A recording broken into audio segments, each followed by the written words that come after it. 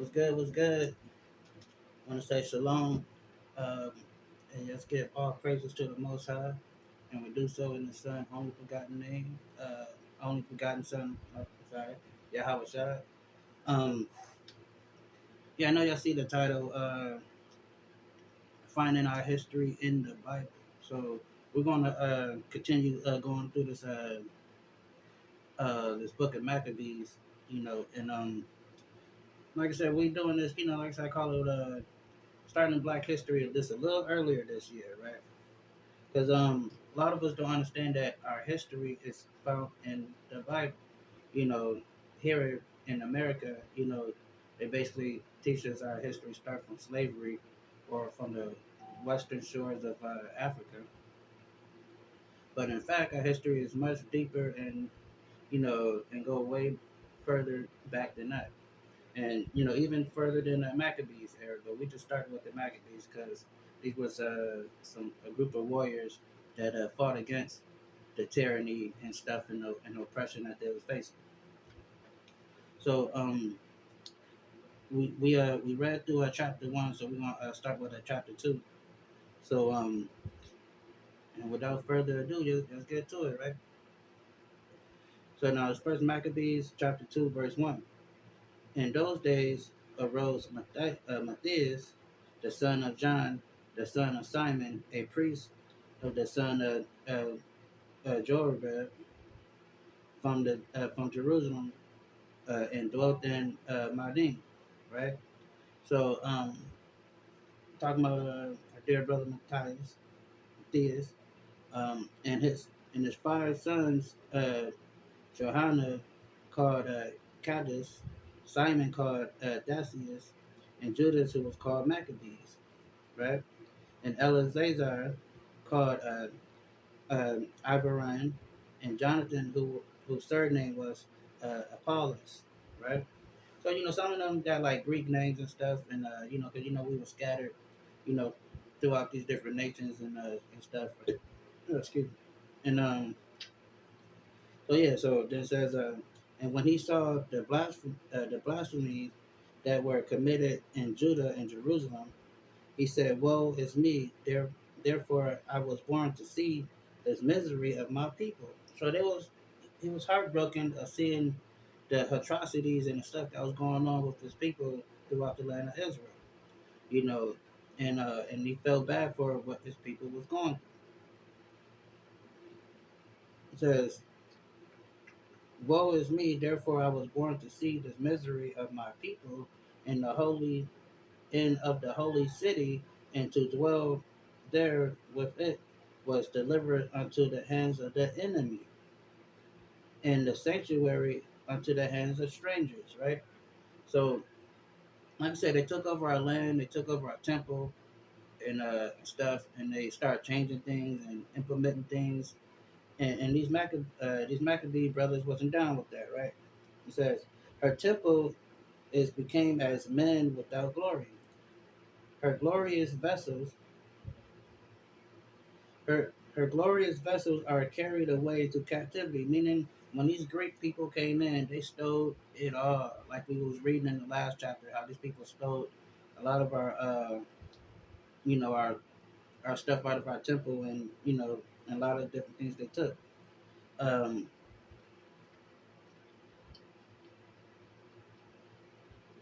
let me see, boom, boom, boom. And boom, boom.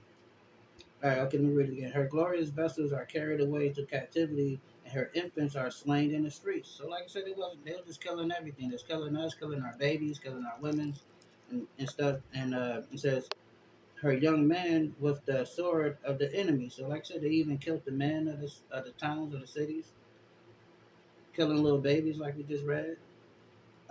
What nation have not had a part in her kingdom and gotten her spoils? So it's talking about all these different nations that came in and through different periods of time that that robbed Israel and came in and stole our things and tried to come into came into oppressing us, right? All her ornaments are taken away. Of a free woman, she just became a bond slave. So now we like in servitude to these Grecians, to these Greek people, right? And behold, my sanctuary, even our beauty and our glory is laid waste, and the Gentiles have profaned it. Meaning, they just disrespected our whole culture, our whole way of living, and all that stuff, right? To what end therefore shall we live any longer? So then that's the mentality of our people, our ancient people, what I'm saying? Like, we didn't even see a point of living if we couldn't live the way we wanted to live, our culture, live out how we supposed to live as a people. We didn't we didn't coward, what I'm saying? We didn't feel like, man, well, they no we felt like it ain't no point in going on. If we can't do it the way we want to do it, ain't no point in going on. Just like that that drunk uncle that get mad and say he'll burn this mother lover down if he can't run it the way he wanna run it. You know what I'm saying? That's like what all drunk people say when they get drunk. When people are getting on them, he's like, well, should I burn this mother lover down? That's the so that's how we felt. Like, man, shoot, what's the point of this? If we can't live the way we live, what I'm saying? We might as well just say just destroy it all, right?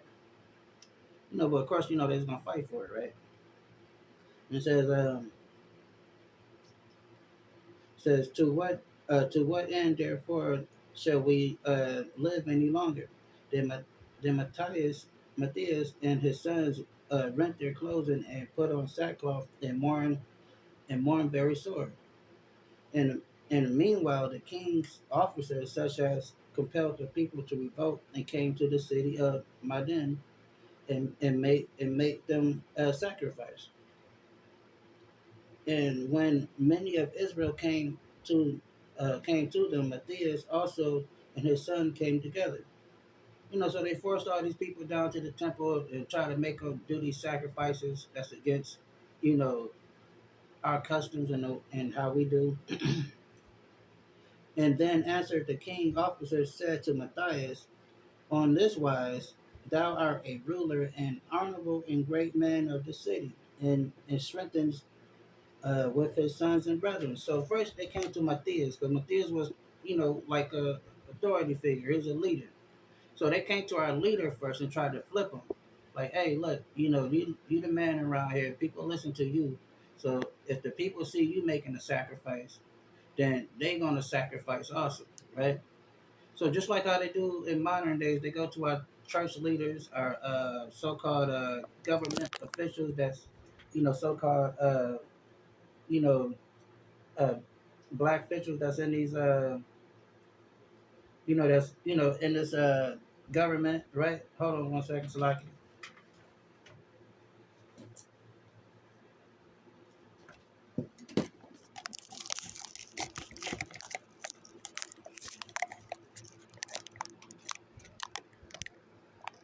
Yeah, first camera number two.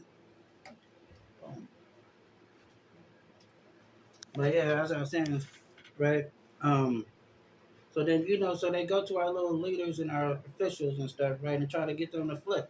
And in this day and age, a lot of our officials and our leaders end up taking that bad, end up following the program, end up trying to lead our people astray, you know, because they're getting promised riches and whatever the case may be. But then says, then he answered the king's officers and said to Matthias, on this wise thou art a ruler and an honorable and great man in the city, and strengthened with his sons and brethren. Meaning you got power, you got pull. Now therefore come thou first and fulfill the king's commandment. So he's asking him like, look, man, you do it first. You do this sacrifice first, right? Because you the leader, and everybody gonna follow behind you. Um, So come thou first and fulfill the king's commandment, like as all the heathen have done. Yeah, and the men of Judah also, and such as remain at Jerusalem, so shall thou in thy house be in the number of the king's friends. So, like, look, if you do this, you're gonna be numbered as one of the king's friends. You're gonna be put in a high position. You know, you're gonna be able to, live a comfortable life. Right? And thou and thy children shall be honored with silver and gold and many rewards. So he's promising them to give him that bag if he flip on his people, if he lead his people astray. But Like a lot of our so-called leaders, our people in the media, they take that check, and then they come and push garbage on our people. So then hold on real quick. Let's get a little more detail on this.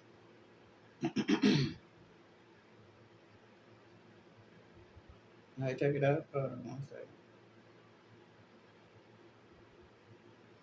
So then says then Matthias answered and spake with a loud voice to all the nations that are under the king's dominion, obey him and fall away, every one the religion of their fathers, and give consent to his commandments. So it's like, man, all these other countries, they forgot where they came from. They decided to stop their culture and start following your culture, right? So hold on, we're gonna read that again, but let's get to this real quick. Let's jump up to get a little more detail with. Let's get Maccabees. I'm gonna jump up to chapter 10 real quick. And it says, upon this he wrote a letter and sent it unto him according to these words, saying, King Alexander, that name sounds familiar because, like I said, we're dealing with history, reading about history. King Alexander is what we would call Alexander the Great, you know. So this is during that time when Alexander the Great was going around taking over stuff. And so it says, upon this he wrote a letter and sent it unto him according to these words, saying, King Alexander to his brother Jonathan sendeth greetings. So he's trying to butter him up, like, man, calling him his brother, trying to talk nice and sweet to him. He says, uh, to his brother Jonathan, send greetings. Uh, we have heard of thee that thou art a man of great power, and meet to be our friend, right? So he's trying to, butter him up, talking like, yeah, we can be friends, man. I heard you got a lot of power and you cool and all that, right? Therefore, now this day we ordain thee to be a high priest of thy nation. So he's like, look, so now he's coming in, Alexander the Great, talking about, hey, look, I'm gonna make you the high priest of the nation, right? He said, I'm gonna ordain you the high priest of the nation, right? Therefore, now this day we ordain thee to be a high priest of thy nation, and called to be the king of, and called to be the king's friend. So he's like, look, I'm gonna give you a high position in the nation, and you're gonna be my friend, right? So this is he's trying to lay it down to him, and try to butter him up, because and he says, and then therefore he sent him a purple robe and a crown of gold.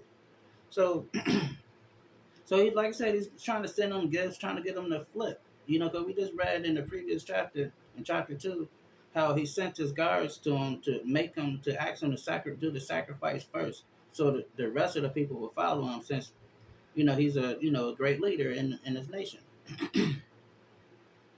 So then and require thee to take our part and keep friendship with us. So he's trying to get them to make a bond with him, make a, coming to a, coming to, uh, make a contract with him, or for lack of better terms, trying to get them on his team. But we already know the Native Americans can tell you better than I can. Do not trust these people, because they don't hold to their end of the bargain. Then then it tells you, then it says, boom boom boom. Um, and require thee to take our part in friendship with us. So the 7th month of the 160th year, at the Feast of Tabernacles, Jonathan put on the holy robe and gathered his forces. So what did he do? He put on the holy robe, but he also got his army together. He told his people, hey, get them like a what's that TV show, The Wire? Marlo told his people, hey, tell everybody to tool up. So Jonathan, like, all right, we'll do this, but hey, tell everybody get their weapons together, man. We about to probably have to go to war. So because like I said, he wasn't going. He was standing up for his people. He's not gonna fold for, just because he gave him a gold crown and promised him riches, and saying he's gonna be counted as one of the king's friends, an ally. He wasn't willing to turn on his people for that. Like how a lot of our people nowadays, is willing to backstab each other just for a little gain, right? And Jonathan put on the holy robe and gathered together his forces and provided much armor. So he's like, yeah, everybody get your weapons together, tool up, suit up, nigga, we about to go to war. It's going down. Therefore, now continue ye still be faithful unto us, and we will recompense you for all the things that ye do in our behalf. So Alexander is telling them, like, look, you know, whatever you do to, to help further our nation and further our government, we're gonna pay you back for it. We're gonna, compensate you. We're gonna, make sure you're good. Just keep on pushing this. It wasn't white supremacy then, but keep pushing this Greek philosophy. We got you right. And then it says, boom, boom, boom. We jump down to 27, chapter 10, 27.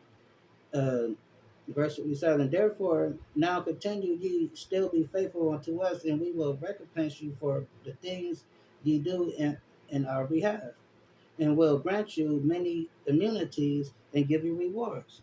So that was the promise that he was trying to give to our dear brother Jonathan, and trying to get them to flip, right?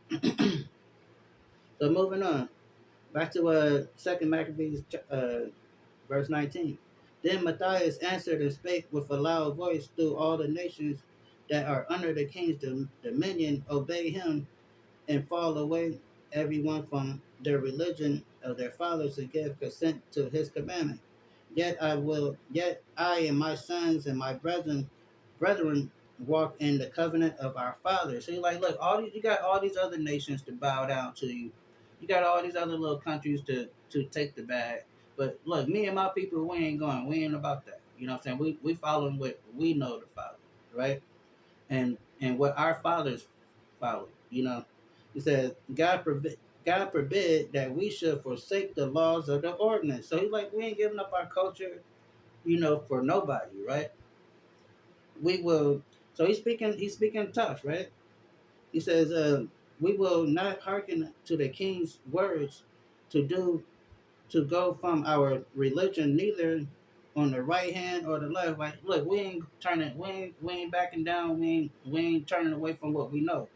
You know what I'm saying? So tell the king to get on with all of that, right? It says, now when he had left speaking these words, there came one Jew.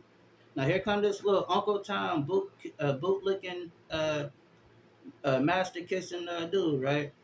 After Matthias done said all these powerful words talking about how they ain't backing down, how his people ain't with all that. Now here comes this one dude, this Charles Barkley type dude, this Shaquille O'Neal type of dude, out of the blue says, now when he had left speaking these words, there came one of the Jews in sight of all to sacrifice on the altar which was at Mathin according to the king's commandment. So after Matthias done spoke all this cold stuff, all this, we ain't going, we nigga, we gonna fight, you know what I'm saying? We ain't going. Now here comes this little soft, uh like I said, traitor dude come in, and then he actually do the sacrifice. So y'all see what happened. Which thing when Matthias saw he was inflamed with zeal, meaning he got so mad and watching this man just coming up to make a sacrifice, he got like super angry. It says he was inflamed with zeal and reins trembling, meaning he was so mad he was shaking. Have you ever been so mad where you just start shaking? You know what I'm saying? This is how mad he was when he see after he just got to speaking these powerful words, standing up for his people. And here comes this one guy uh and saying what he and doing what he did, right? So then says and his reins was trembling, neither could he forbear to soothe his anger according to the judgment. So he couldn't even calm himself down. That's how upset he was. Therefore, he ran and slew the man on the altar. So he killed dude right then and there. He saw dude, cowarding and bending over for these Greeks and sacrificing.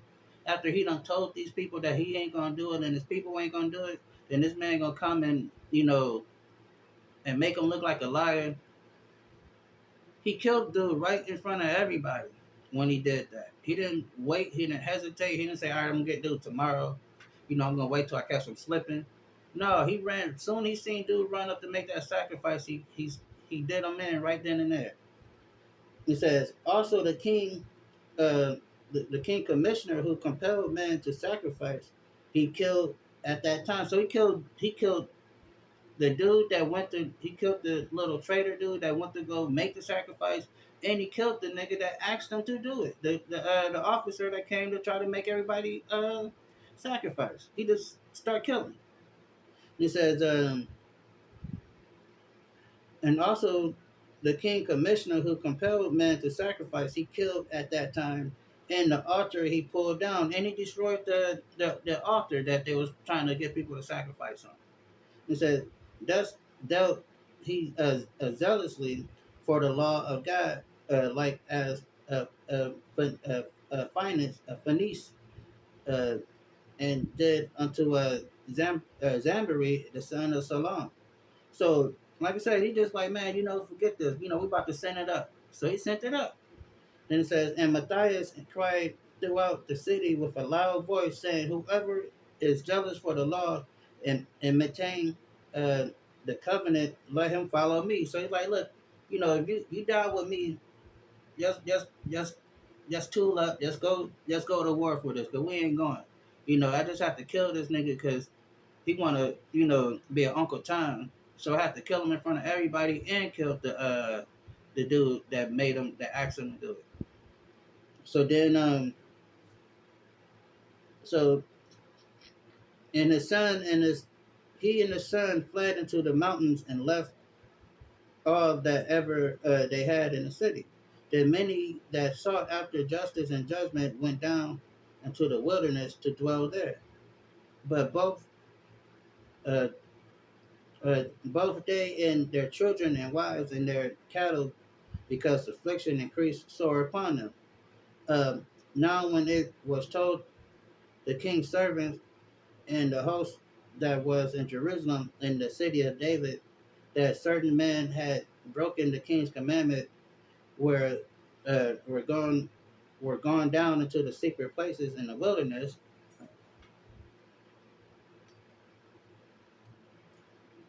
And they got when talking about these secret places, they got these documentaries too to show you all these different tunnels and stuff that's like all throughout Israel that's like underground.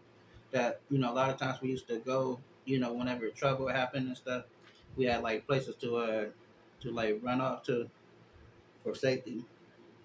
And they pursued after them uh, a great number, and having overtake them, they camped against them and made war against them on the Sabbath.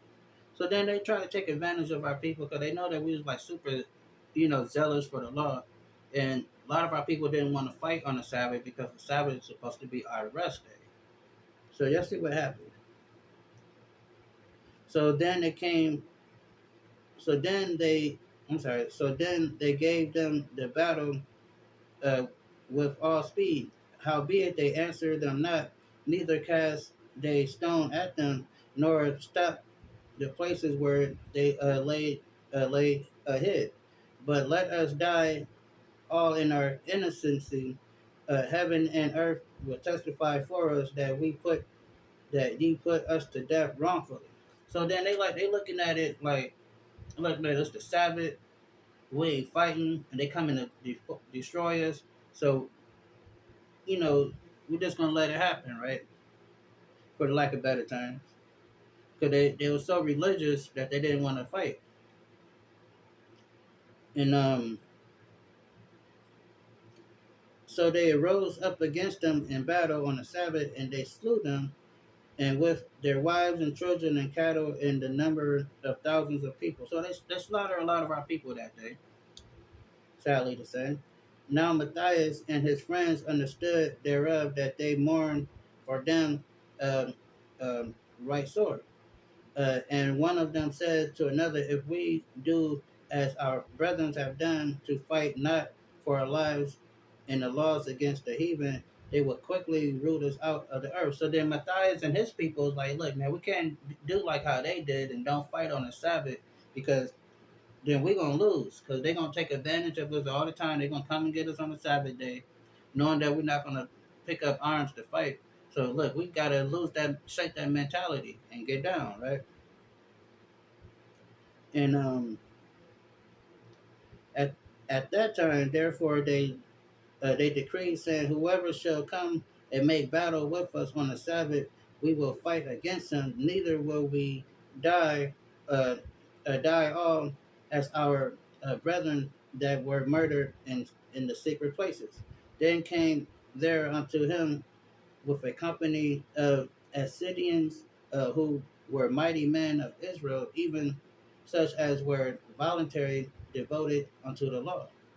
Also they um, also they fled to persecute and join themselves unto them, and were stayed unto them. Right. So they they got together with some people that they can fight with.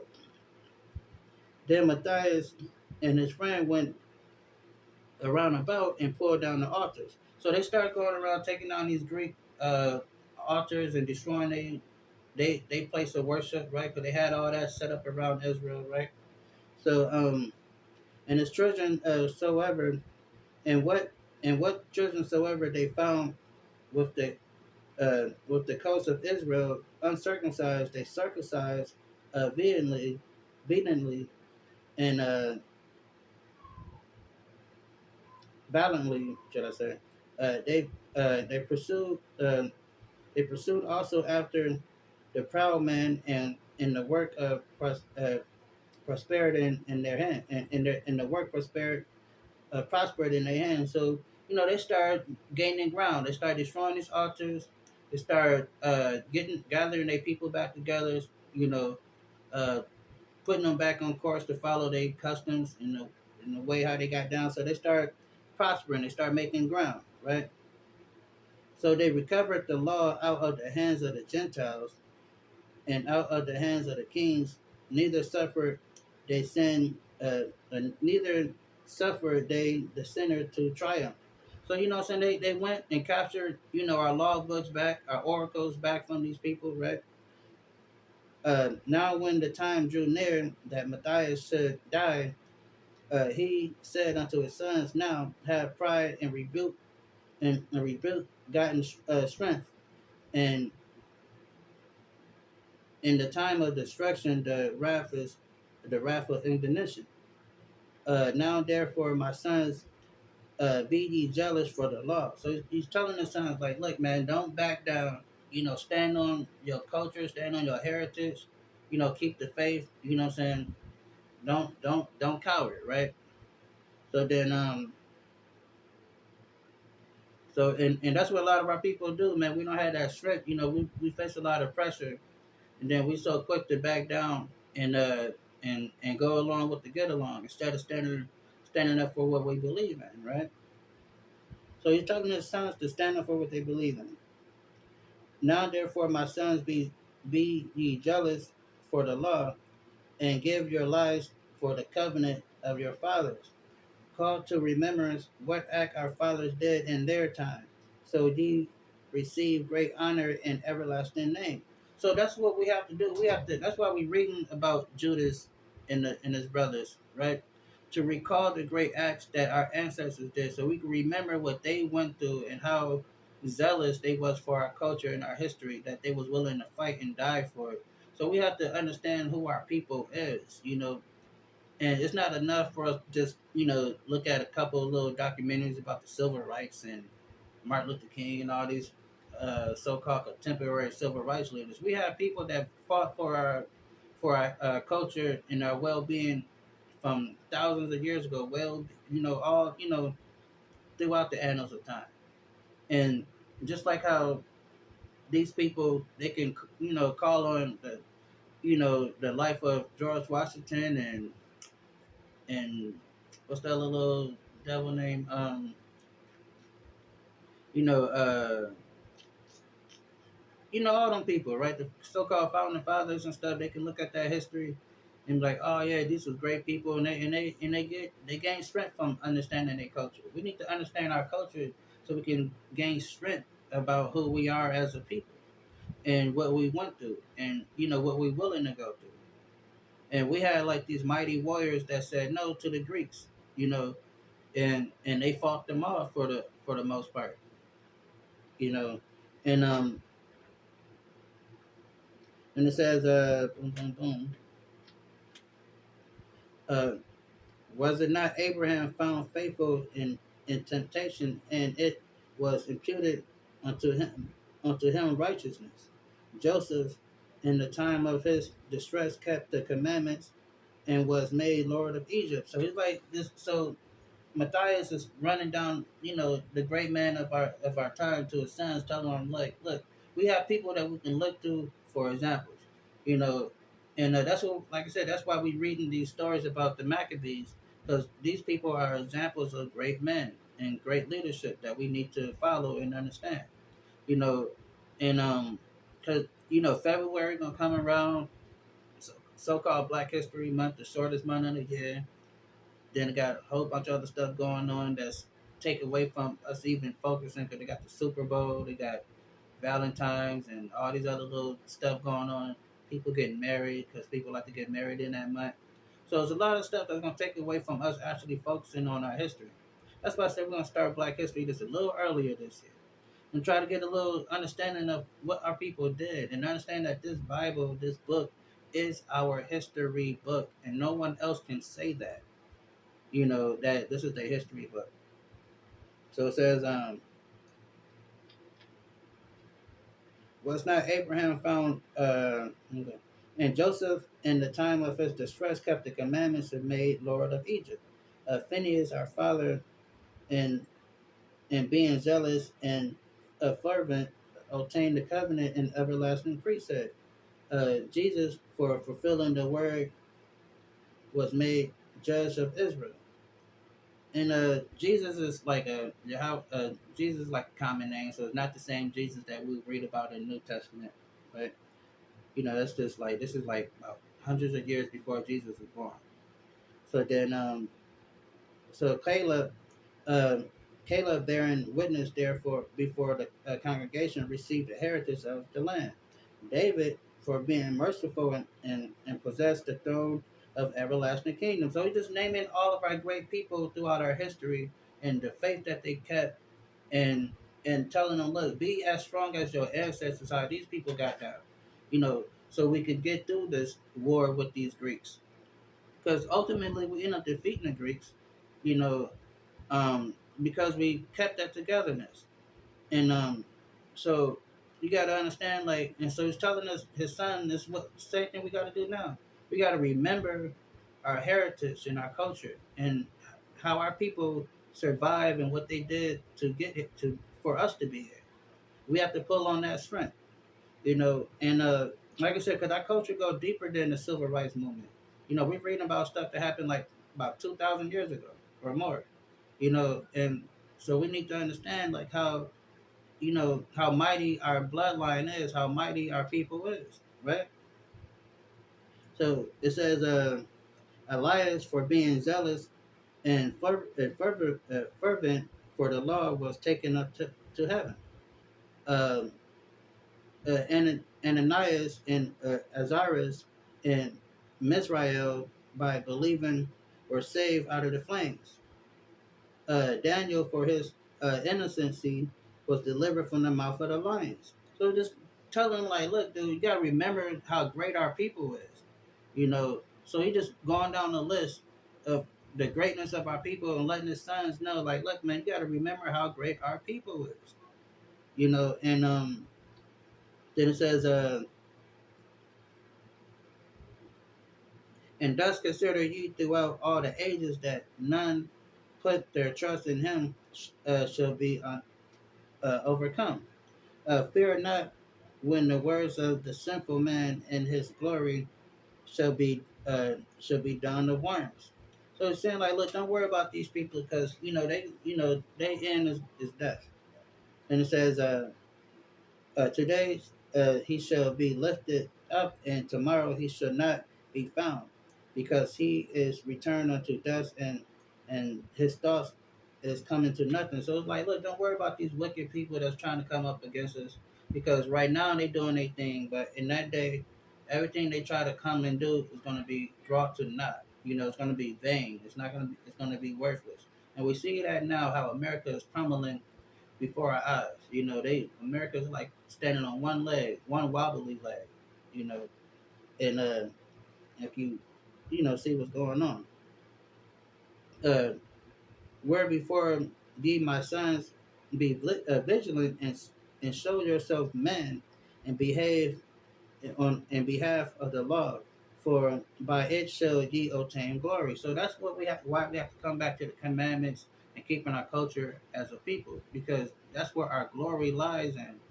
Just like how our ancestors kept the law in the culture of our people, we have to do that. And because that's where our, like I said, that's where our power and our glory lies. Understanding who we are. That's why, like, you got these foreigners that can come to America and be here for just a short period of time, and now they have a business and houses and driving all these fancy cars. Okay, true enough, the government give them grants and stuff, but I mean, at the same time, they have a culture. They know who they are. I was talking to this one person. They talking about they can trace their family all the way back down to the time of Solomon. And I'm telling them, like, well, that's good.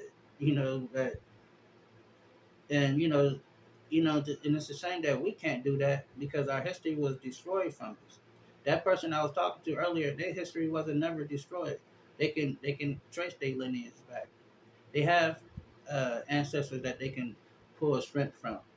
But we don't know anything about our ancestors, because all we think about Martin Luther King, Rosa Parks, and all these, you know, people, that came about in the 60s, 50s, and 60s. But as we see, in our history goes back way further than that, way further than the western shores of Africa. You know, we actually from Northeast Africa, if you want to be specific about that. But it says, and behold, boom, boom, boom. It said, and behold, behold, I know that your brother Simon is a man of counsel. Give an ear unto him always. He shall be a father unto you. So he's saying, look, he's giving everybody their different positions. He's like, look, listen to your brother Simon, because he's a wise dude. He always know the right things to say. So follow Simon when it comes to when you need advice, right? And that's the thing, we have to recognize that about our people. Like, okay, this person is good at that. This person is good at this. So so we gotta, instead of hating on each other, we gotta be willing to come together on different things, and that way we can get something accomplished, right? So and as for Judas Maccabees, he has been mighty and strong even from his youth. Let him be your captain and fight the battles of the people. Like, look, Judas, he's the man. You know what I'm saying? He know about war. He know how to fight. You know what I'm saying? So you let him get the army together. You listen to your brother Simon, because Simon is wise. He know how to give good advice.